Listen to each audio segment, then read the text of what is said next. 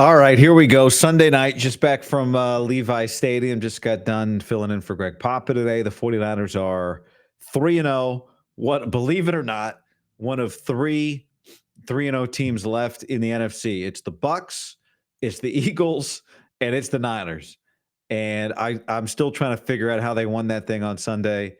But as I was sitting here making my list of thoughts, kind of wrote some things down while we were doing the postgame show from Levi Stadium, and then driving back thinking about it. No driver this time. Drove myself, blue collar guy. And for all of the things during that game that just felt like they weren't going right, I started thinking about like kind of putting my thoughts down, and there were so many performances that I thought were really good. But the first thing I want to say is 3-0. When you look back at the history of the league, I had this stat coming in, used it today a couple times on the air. About 75% of the time, if you are a 3-0 team, you eventually reach the postseason. Even if you're 2-1, which Arizona is, and Seattle is, and the Rams are, and the Vikings are, and the Commanders are. But even 2-1 teams make the playoffs about a little more than half the time. But 3-0 says 75%. And, the last two times the Niners, and this is just, I didn't want to say it because it's talking Super Bowl after this, but the last two times they went 3-0, they went 2019, 2023, the Super Bowl. But anyway, we're a ways away from that conversation. The effort was stunning. I mean, what I mean is just like somebody was going to leave with a win. And if Arizona won the game, I think they'd be kicking themselves. They are kicking themselves. They'd be thinking about all the things that went wrong, and they still found a way to win the game. So somebody was going to leave there with a game that you go, how won that? How exactly? And definitely that way. I mean, think about this. We almost had a game with two safeties, one for either team. Kyler Murray was able to get the ball out of the end zone, and so he was not tackled for a safety, but that was a big play. And then the Niners, when you get a safety, I would love to know the stat on teams that give up a safety and then immediately trail with 3.5 minutes left. I mean, being down by 2 is the worst part of giving up the safety in a tie game. But there's also another really bad part, which is now you're giving the other team the ball. The Niners defended it. I can't think in the Shanahan era, it's happened so many times against the Rams for sure, where the other team gets the ball with outside of the 2-minute warning, maybe in this case 3:26 or whatever it was, 3:20, and you've got timeouts, and Shanahan uses the first, uses the second, 3rd and 9, holds it, uses it after the 2-minute. I mean, if you give an NFL team a minute 46 with a timeout, that is a lot of time. And really, the Niners didn't even need the timeout. They ultimately used it after they recentered the ball, but they got down the field at the end of that game. Mac Jones. How is Mac Jones? This is one of my overarching thoughts leaving this game. And I think you win and you're 3-0 and everyone's kind of waiting to see is Nick Bosa okay. But how is the $2.5 million cap hit this year for Mac Jones has to be one of the best non-rookie contracts in the NFL this year. Now you get a rookie who's, a 5th rounder and he's playing really well, whatever. But in terms of guys that were free agents available to anybody to sign, for a rookie quarterback, for a non-rookie quarterback to have a cap hit of $2.5 million, and we can unequivocally say, without Mac Jones, the Niners are 1-2 instead of 3-0. I don't know how you can possibly value that. If in any given year, if a backup quarterback wins you 2 games, that is so much more valuable than like $1.2 million per game, right? Like think about it. If a guy's going to win you 17 games and you pay him $1 million per win, that's $17 million. That's an incredible deal. Well, right now the Niners have paid Mac Jones $1 million per win. That is an off the charts deal. And you're looking down today and he's putting on a knee brace. You're like, is Adrian Martinez about to play in this game? Mr. 5'9"? If Eddie Pinero says he's Mr. 305, him and Pitbull. Remember Adrian Gonzalez used to have he was the quarterback in Nebraska, the 5'9" on the front of his helmet. UFL MVP, never played a snap. Brock Purdy's in the NFL. Brock Purdy's not in uniform. Mac Jones is out there dragging his left leg around. Then the Niners get stuffed on 4th down and 1 on the goal line. And you're like, or 4th and goal at the 1. You're like, oh my God. That was a roller coaster in which there was no, it was 6-6. You weren't going up or down, but it was still felt like a roller coaster. Just an incredible game. So, I mean, so many things. So they've had 2 game-winning drives, basically, this year. They got the ball with 1:50 left at the end of the first game, won it. Got the ball with 1:46, their own 21 timeout, won it. Go down the list. Let's start at the end and go forward. Eddie Pinero. So I think I mentioned on the podcast at some point this week, but Eddie Pinero, I talked to him in the locker room. I don't know what day, Wednesday? I can't remember. Wednesday. I was like, Eddie, tell me about these, K-balls. It became news this week that the kickers get 65 balls at the beginning of the year, the kickers and punters, and they get to get those balls, the way they like them, unlike in years past, where it's basically a brand new ball, and it's why guys are kicking it further. I was like, Eddie, tell me about these. He's like, yeah, it probably gives me a yard, maybe 3 yards, whatever. And I was like, so what do you, I was trying to get him. He was really good-natured and friendly and engaging, but he was giving me the idea that he didn't care that much about the K-ball. And I came away from the conversation with Eddie Pinero in the Niners locker room. He'd been a Niner for a week and a half, 2 weeks. I came away from that conversation thinking, I like this guy. This guy is like, kind of doesn't care in a good way. I mean, he cares about winning. He was doing the "this is my house" celebration after the thing, which I wish I'd described on radio. But he's not freaked out about this whole thing. As evidenced by the fact that he missed the extra point to start his Niner career. He'd never kicked in Levi Stadium, got in the stadium once this week, and not just hit the game-winning kick. He had 2 other kicks that were a big deal. Arizona missed a kick. Eddie Pinero hit 3. Like, that's what you need. And that's really what this team is going to do. This team, and I saw Kyle Juszczyk, who scored the touchdown today, said after the game, like, this thing is not a finished product yet. And it's true. I mean, Demarcus Robinson's going to come back and next week, again, hopefully with Bosa. But you're just going to be in these games. I think there's a few things that I felt really good about saying before the year, week 1 after the Seattle game. I said, this is how these games are going to look. And you just I guess you don't thank anybody, but it's the benefit of being bad last year that this is the type of team that needs the type of schedule it has to give them a chance. And I think, like, what Kyle Juszczyk would say is this is the type of schedule that gives you a chance to build your way up during the season and still make the playoffs. And that is, as we're seeing through 3 weeks, the benefit of this 49ers schedule. It gives them a chance to work their way towards a team that can beat good teams, play mistake-free, score in the red zone, that sort of thing, and still win while doing it, be 3-0. I mean, at this point now, you go 7 and can you play 500 football the rest of the way? You win 10 games. May not win you the division. I mean, the Rams looked really good today. They lost to Philly somehow, but they looked really good in Philly today. And, Philly's 3-0. So, but it's just they are in such a good position. They play it's the same thing we said last week. We'll say this week. They play the Jags. This is a big one. Why? Because 4 of the next 5 after Jacksonville are on the road. So you win this one, you go 4-0. That's a long way to. I mean, let's talk about this game first. This show is brought to you by our friends, your friends and mine, at Puesto Mexicano Moderno. The Niners are back home again this week against the Jacksonville Jaguars on Sunday. And if you are going to the game, and I know many of you are going to the game, the food decision is already made for you. 2 locations of Puesto on the concourse, not to mention 2 locations outside of Levi Stadium.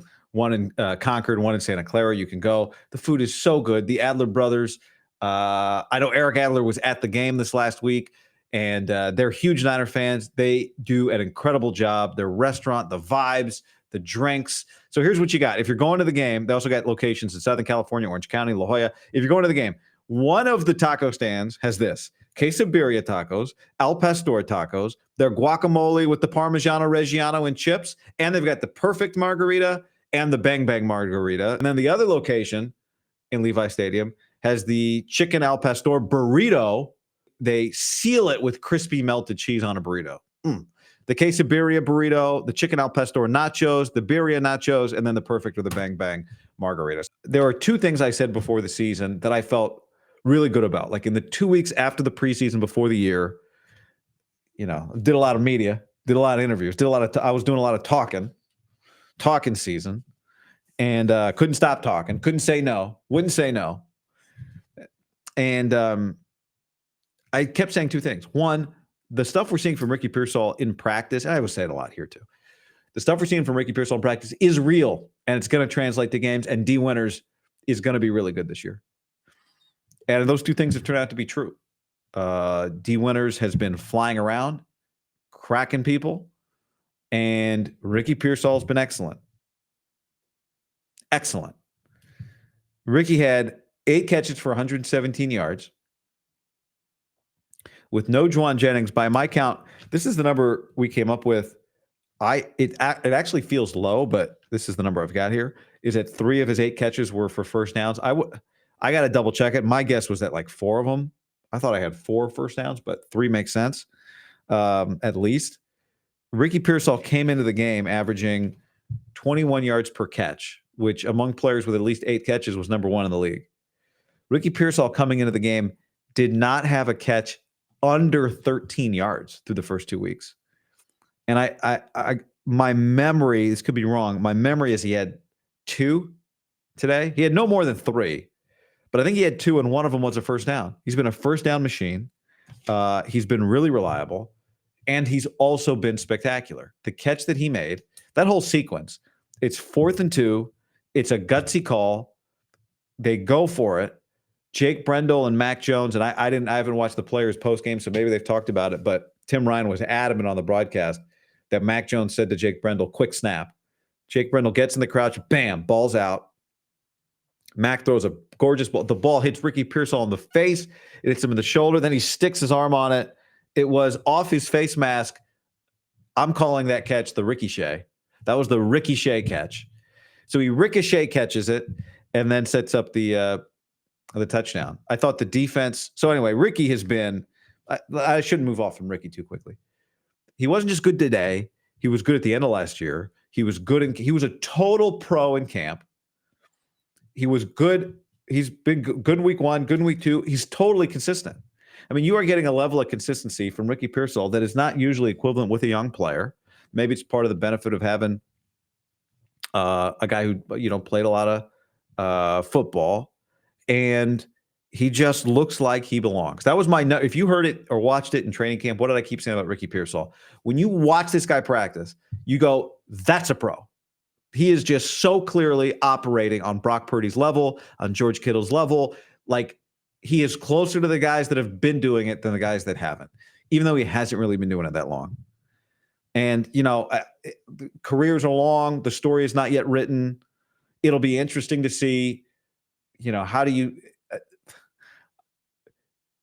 there is the potential for the question. Like, we could be sitting here week 14 going, how the Niners going to get everybody involved? Like, how are they going to get Kittle and Ayuk and Robinson and Christian and Pearsall? Good problem to have. Well, Jennings, we'll worry about that another day. But you can just see a guy who you hope Jennings isn't gone. But when the 49ers decided they were not going to pay Juwan Jennings a big amount of money, we're seeing part of why. They drafted a guy that they can rely on to hit big plays, 3rd down and 10. He's going to pick up 13. He's a very precise route runner. He is so consistent with his hands. He's not 3rd and Juwan, but he's 3rd and Ricky. I mean, that's what he's been. You go back and he's just he kills you on 3rd down. It's really impressive. It is really impressive. And he's caught now, Seattle, and then this week over the top, as I heard one coach describe it, nose up, nose down. Deep ball, right? It's different than like the crosser. It's nose up, nose down, deep ball, over the shoulder, deep ball, go ball. Wow. So that's awesome.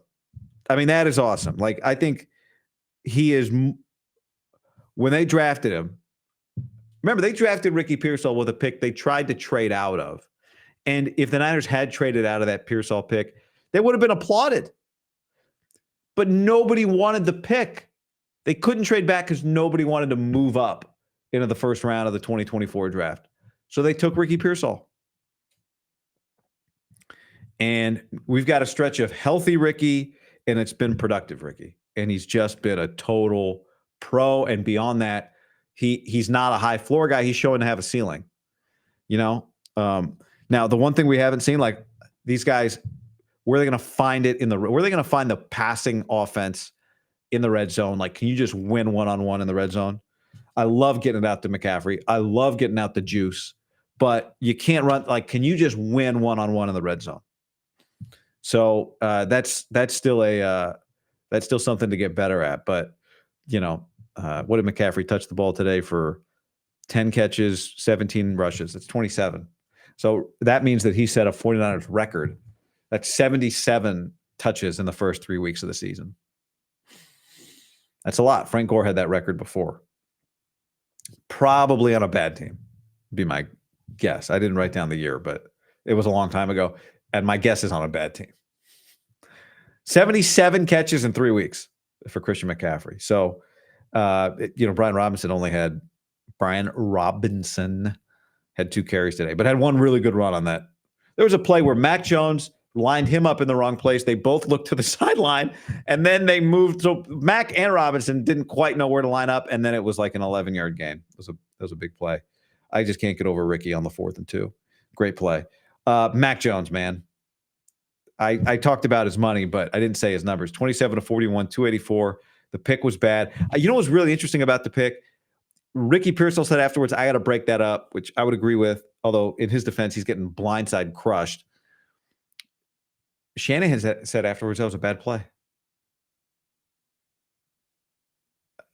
I'm sure he said it, but that stood out in my mind. He goes, "I was just a bad play." And I'm like, does he mean it was a bad execution? He said, well, I'd like Ricky to break it up. That was just a bad play, like a bad call, which I thought was very interesting. But Mac Jones responded. Mac talked about it last week. Dealing with adversity, not being too hard on himself, all that stuff. And he had a battle today, man. When your quarterback has to throw a brace on mid-game, not great. But he did a pretty good job of eluding pressure. He did a pretty good job in the pocket of getting out of pressure. What did he get sacked once today? Plus the safety? What was the final? I remember the one he got pulled down. Yeah, 1 sack. He got pulled down early by the nameplate. But other than that, with guys around him, he made some big throws. I'm watching that guy going, I think it's a starting quarterback in the NFL. I think it's a starting quarterback. At one point, the Cardinals had 32 plays to the Niners 12. That's crazy. I thought it was interesting. You never hear this. And I've got a theory. So the play where Kyler Murray almost got charged for a safety. He had intentional grounding, but the ball was not in the end zone. And Micah Williams was right there, and Alfred Collins was right there. Great job by those guys. What Kyler today ran 6 times 6 yards a carry.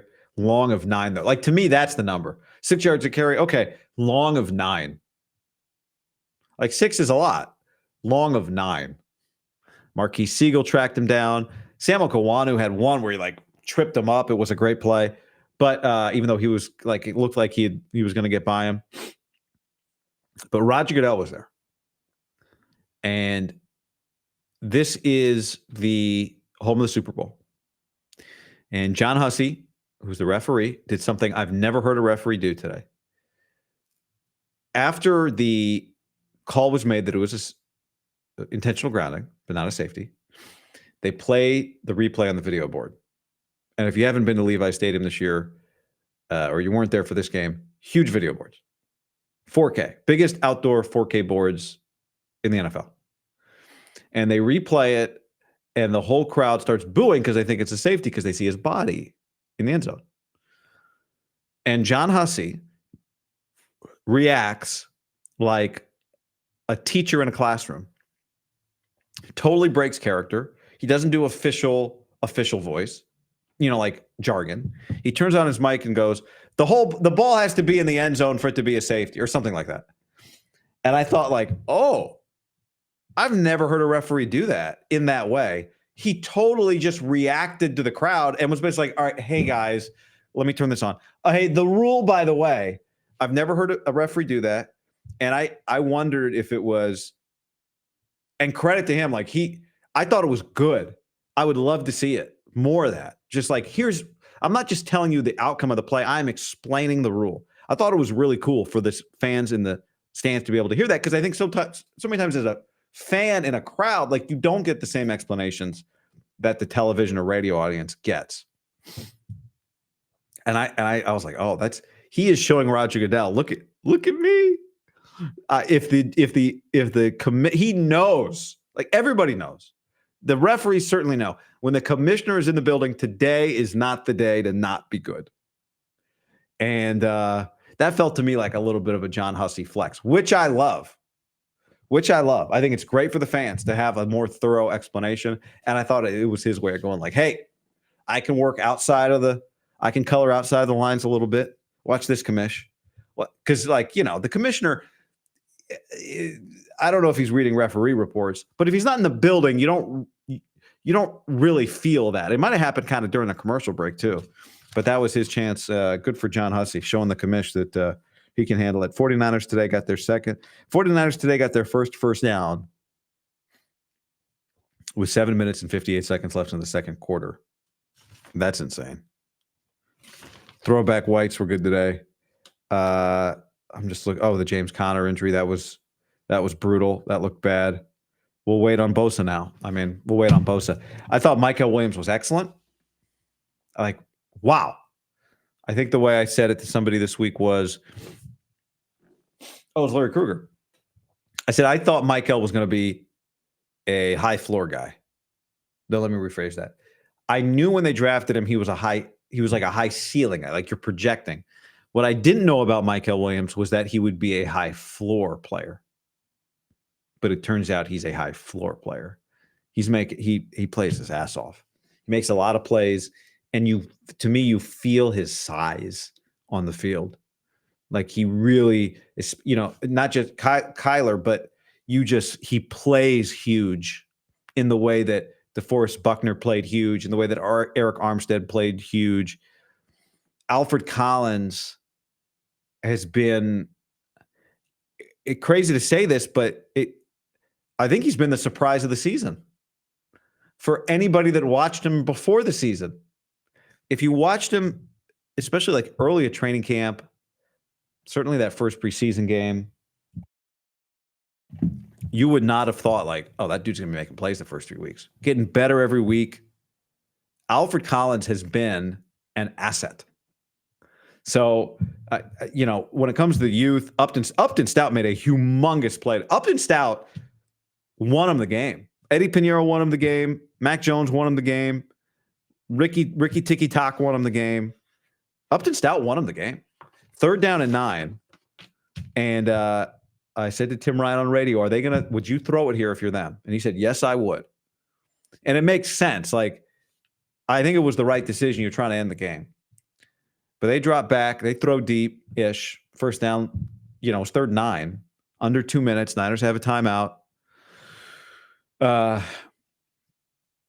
Zay Jones has that ball in his hands, and Upton Stout knocks it away. So several guys, even though it felt like there were so many plays that should have lost him the game, I'll circle back to what I said to start this thing, is that there were some critical plays and players that won him the game. Let me check my notes. One other thing, not getting a lot of attention, and it shouldn't today, but I think on the day that Eddie Pinero was really good, I did want to mention Sky Moore. I thought he was solid. Like, I don't know what the league, I'd have to pull up the league average, but 8.7 yards on punt returns. It's probably slightly above. My guess is that the average is 7 yards, 6.5 or 7 or 7.5 or 8. I thought he made a couple really good decisions. One late to not fair catch or return the ball, let it go in the end zone. And then also a late punt where first time for him as a Niner at Levi's, where he crosses as the afternoon turns, he crosses from the sun into the shade as the punt is coming down, and he caught that ball clean. That was a big deal. He did a good job on kick return. Two returns. I thought he just looked confident and under control. Nothing spectacular. Thomas Morstead. Special teams was excellent. I keep saying excellent today. They won 16-15 in a game they feels like they should have lost. I've said excellent a lot, but I was just surprised as I thought back through the game of how many things I thought went well for a game that in the moment felt just painful as hell. But anyway, all right, that's that for this. Should be a fun week. I'll be back on radio again this week. I have a college football game this week. Rutgers, Minnesota on Big Ten Network on Saturday. And then I'll be home Saturday night and back for the Niners and Jags on KNBR on radio with Tim Ryan, in for Greg Papa again on Sunday. And by the way, this week, this Niners game is the crucial catch game, intercept cancer. So I got one of these hats today from I think Mike Holler at KNBR was the man responsible. He put it on the spot, the broadcast booth. So I'll be wearing this for the broadcast next week. I'll have to turn it backwards because I do the game with binoculars. So I'll be backwards hat guy, but we're absolutely always thinking about Greg, and I'm not sure if his schedule is, if he'll be back on radio this week, but it was really awesome to hear him last week. So fun filling in for him, but that's what it is. Filling in for a incredible guy and great broadcaster, but had fun today. Home opener, 3-0. All right. That's that. And I'll talk to y'all soon. Later.